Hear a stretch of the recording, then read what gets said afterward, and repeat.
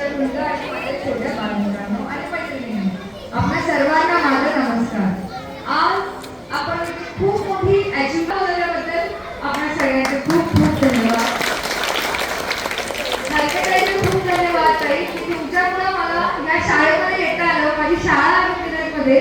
मी बऱ्याचदा विचार करत होते की ह्या शाळेमध्ये कधीतरी यावं, पण आज तुमच्यामुळे हा योग आला, त्यामुळे तुम्हाला खूप खूप धन्यवाद. आणि आपण सगळ्यांना एक गोष्ट माहिती आहे की अभ्यासाबरोबर आपल्याला खेळ जास्त आवडतो. असं म्हणायला हरकत नाही की खेळ जास्तीच आवडतो, पण अभ्यास नंतर आवडतो. पण आता NEP नुसार आपल्या सगळ्या विद्यार्थ्यांना मला एकच सांगणं आहे की पूर्वीपासून आपले आई वडील आपल्याला म्हणाले की अभ्यास कर आणि पास हो. पण आपल्यासाठी एक सुवर्ण संधी अशी आहे की आपल्याला अभ्यासाबरोबर आपल्यामध्ये असलेल्या कलागुणांना वाव देता येणार आहे.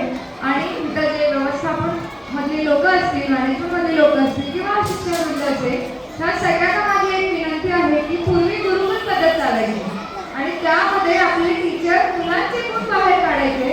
त्या तसाच आपण टीचर लोकांनी एक पण घ्यायला हवा की मुलं आपल्या हातामध्ये असतात, 10वीपर्यंत असतात, पण कॉलेज लाईफला जातात, पण मुलांची खरी आवड ही 7वीच्या नंतर तयार करतात. म्हणजे काय करायचं काय नाही हे 7वी नंतर त्यांना जास्त कळायला लागतं, पण 5वी 6वीला ते कन्फ्यूज असतात की काय करू काय नको. हे पण चांगलं वाटते, ते पण चांगलं वाटते. त्यामुळे आपल्या टीचरांनी त्यांना थोडंसं गायडन्स देऊ.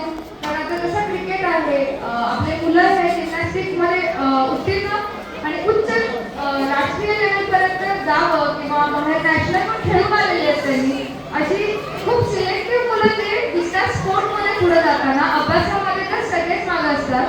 पण आपण आपल्या मुलांचा अभ्यासासोबत काय गुण जपलेला आहे हा टीचरांनी आजच्या जगामध्ये काढावा असं मला वाटतंय.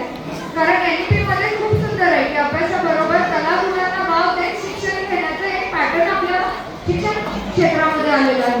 त्याचबरोबर पालकांना पण एक विनंती असेल की आता शाळा चालू करताना मला एक अनुभव कायम येतो की अभ्यास तर करायचाच आहे, पण मुलांना जर स्पर्धेमध्ये भाग द्यायचा तर पालक कॉस्ट असेल किंवा जाणं येणं परवडत असेल म्हणून आपल्या मुलांना स्पर्धेमध्येच पाठवत नाही.